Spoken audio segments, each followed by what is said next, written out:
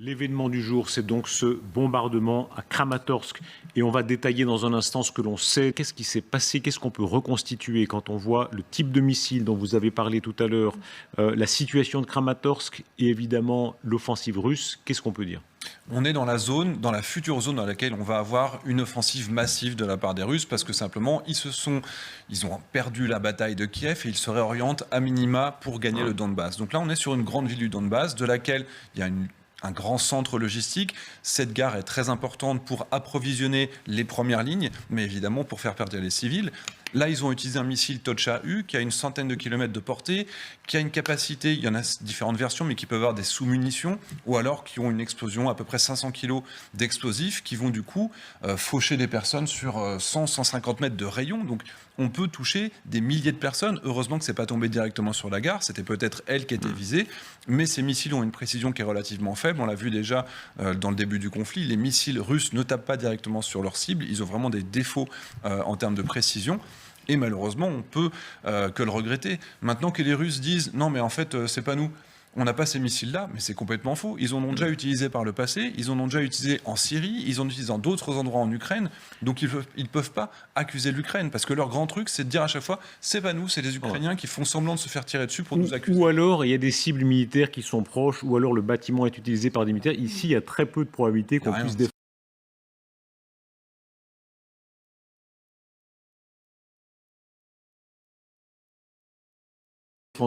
C'est vrai que la veille, ils avaient déjà fait une frappe sur les voies de chemin de fer, parce qu'il y a une bataille de vitesse qui a été engagée.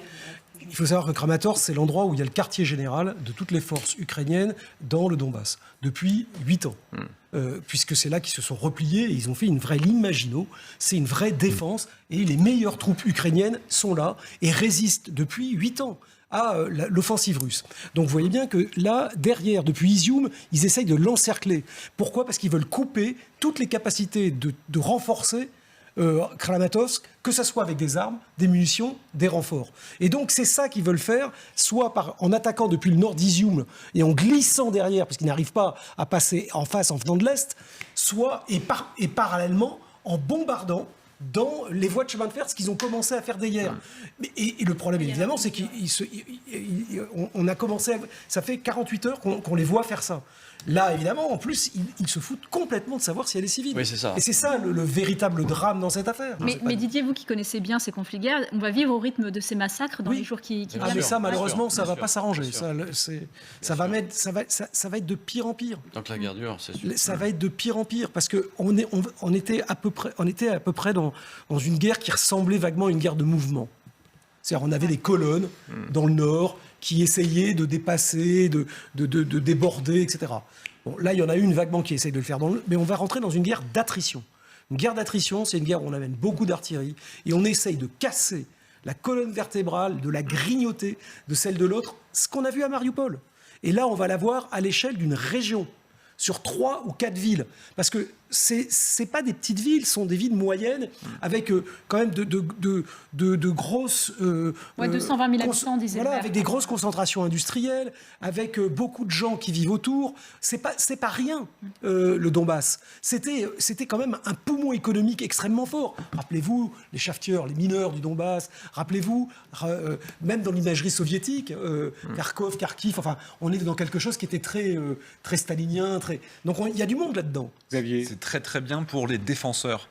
Cette densité, ces forêts, même si les villes, c'est des villes de 200 000 habitants, mais finalement, même si elles sont vidées, pour les militaires qui vont continuer à se défendre, c'est comme Mariupol, il reste 3 000 à 3 500 militaires de la vie eux-mêmes des assaillants. C'est pour ça que ça tient. Et tant qu'on aura cette capacité de la population locale qui sait se battre, parce que maintenant on a des civils qui prennent les armes, tant qu'on aura cette défense territoriale qui est très efficace, et tant qu'on continuera à les alimenter en matériel, ça fait des mois, enfin ça fait plus d'un mois maintenant qu'on leur fournit du matériel de défense, notamment ces missiles, mais là ça commence à avoir du matériel lourd. Et ce que disait tout à l'heure, cette course de vitesse, la course de vitesse, c'est entre les Russes qui ont retiré une partie de leur armée pour attaquer sur le Donbass, mais surtout les Ukrainiens qui vont totalement se repositionner, et eux ils ont la chance d'avoir les lignes intérieures qui sont plus courtes que celles que vont devoir subir la Russie. Mais expliquez-nous vraiment ce qui est en train de se passer. Vous êtes le spécialiste vraiment des cartes. On va voir une carte que vous avez construite. J'aimerais que vous nous expliquiez comment, parce que ça permet, c'est pas facile à lire, mais ça permet de dire ce qui se passe dans cette région de l'Ukraine. En fait, c'est intéressant qu'on puisse regarder jour par jour où se trouvent les Russes, à quel moment ils avancent, à quel moment ils reculent. Et ça permet de voir notamment les Russes qui sont piégés parce qu'ils ont trop avancé, parce qu'ils ont été pris sur leurs arrières. Et on voit toute cette partie nord qui finalement a été abandonnée par la Russie. Ça laisse énormément de matériel qui est disponible maintenant pour les Ukrainiens. On estime qu'il y a au moins 400 chars qui ont été abandonnés et qui sont maintenant disponibles. Quasiment 1000 matériels militaires qui sont à la disposition des Ukrainiens que les Russes n'ont pas pu récupérer en quittant Kiev. Donc du coup, tout ce matériel, évidemment, les Ukrainiens vont essayer de le remettre en condition, de le réorienter vers le Donbass pour lutter contre cette agression, contre cet assaut massif qui doit se faire là-bas, puisque politiquement, c'est devenu le seul objectif de Vladimir Poutine et de la Russie. Militairement, c'est une guerre qui est excessivement difficile. Ce que les Russes ont subi à Kiev, ils vont le subir en pire dans le Donbass, sauf que cette fois-ci, ils ne peuvent pas se permettre de reculer puisque c'est leur seul objectif officiel politique. Donc ça va se faire mètre par mètre, ça va être très douloureux, il va encore y avoir des milliers de victimes, et les Ukrainiens ont une chance, entre guillemets, c'est que malheureusement tout ce qu'on voit aujourd'hui leur donne raison dans le fait que, ils sont très bons, ils savent résister, ils arrivent à faire des contre-offensives qui sont victorieuses.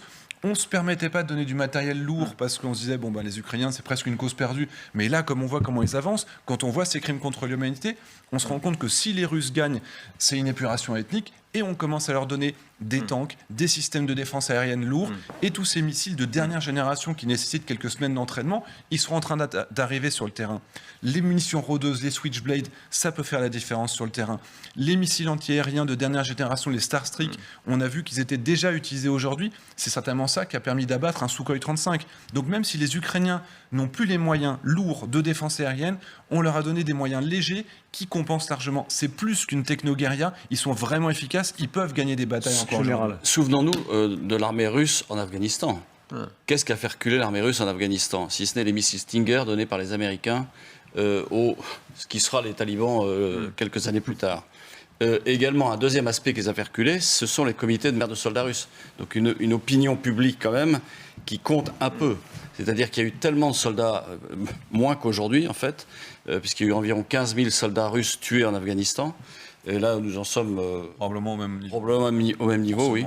Plus les blessés, ça fait environ 50 000 soldats mis hors de combat. Et on va parler dans un instant des pertes précisément chez les soldats russes. Mais je vous interromps. Et donc, c'est pour ça que je parlais d'un remplacement tout à l'heure, et donc non pas de recrutement, mais de l'appel des réservistes pour venir compenser ces pertes, de façon effectivement à avoir une masse suffisante d'environ 120 000 à 150 000 hommes pour pouvoir attaquer le Donbass, sans lesquels, effectivement, je pense qu'il n'arrivera pas à percer, compte tenu des matériels dont dispose aujourd'hui l'armée ukrainienne. Quand on pense au matériel qu'ils récupèrent sur le terrain, la vraie difficulté, c'est de les remettre en état, c'est d'avoir le nombre d'équipages suffisant. Parce qu'avoir un char, c'est bien. Si on n'a pas un équipage pour l'armée, c'est plus compliqué. Et si ce char, on ne sait pas tirer ou faire tirer un char, sabloter ne serait-ce qu'un canon par rapport à une lettre de tir, c'est encore plus compliqué. Jackie Lebas, vous êtes toujours avec nous en direct. Vous entendez ce débat avec cette dimension un peu théorique de commentaires militaires. Vous l'avez vécu sur place à Jytomyr. De quelle manière ? Tout à fait. Et ce que je voudrais rajouter, c'est qu'actuellement, ce qui fait la force de cette armée un petit peu héroïque, il faut employer le mot, c'est que ces jeunes Russes arrivent avec ce matériel très impressionnant, comme disaient les spécialistes tout à l'heure, mais ils arrivent complètement démotivés. La plupart ne savent pas très bien ce qu'ils font là. Et il y a beaucoup de choses pour les démotiver. Alors que l'armée ukrainienne, cette armée qui est composée d'une part de militaires, de réservistes et tous ces civils qui se sont levés spontanément pour défendre leur pays, il y a d'un côté une armée qui est là, qui subit et qui va, on pourrait dire un peu en reculons dans son esprit. Et il y a aussi ce peuple qui, lui, défend sa terre. Il a une toute autre volonté et ça en fait des véritables guerriers. Quand ils se disent les descendants des Cosaques, eh bien c'est vrai qu'actuellement ils sont extrêmement farouches.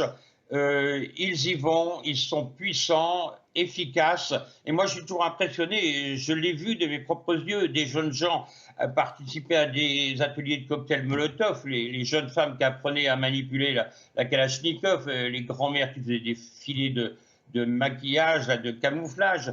C'est absolument incroyable. Je ne sais pas ce que ça peut peser dans le combat. J'aimerais avoir l'avis d'un spécialiste militaire. Mais moi, je suis toujours étonné de voir avec quelle volonté ils se redressent, ils se relèvent, ils ne veulent pas dormir, ils ne veulent pas reculer, ils veulent y aller et ils veulent sauver leur Ukraine, ce petit pays qui était finalement indépendant que depuis 30 ans. Les Russes dont vous parliez, les jeunes Russes dont vous parliez, Jackie, merci d'avoir été avec nous. Beaucoup meurent, on ne sait pas très bien combien, mais beaucoup. Oui, le dernier bilan officiel des pertes russes remonte au 25 mars dernier. On parlait alors, côté Kremlin, de 1351 morts et 3825 blessés. On se souvient que le journal russe proche du Kremlin, comme Somalskaya Pravda, proche du Kremlin, donc avait lui fait fuiter dans un article en ligne un bilan, avant d'en effacer toute trace, qui faisait état de 9861 morts.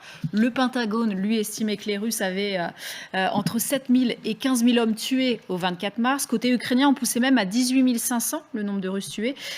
Côté russe, donc moins de 2000 morts, disait-on, il y a 2 semaines. Toujours est-il que Dmitri Peskov, le porte-parole du Kremlin, a communiqué, lui, sur l'état de son armée aujourd'hui. C'est une tragédie, et nos soldats font de leur mieux pour mettre fin à cette opération. Nous espérons y parvenir dans les jours qui viennent. Dans un futur proche, l'opération atteindra ses objectifs, ou bien nous y mettrons fin après des négociations entre les délégations russes et ukrainiennes.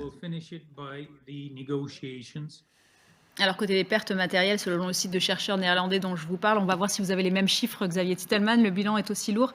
Près de 2500 engins détruits, nous disent ces chercheurs néerlandais, dont 427 chars, 20 avions, 32 hélicoptères. Et donc, ces chercheurs néerlandais, ils les en font le décompte depuis le début de l'offensive russe, à l'aide de clichés, notamment le matériel qui est volé, capturé ou détérioré.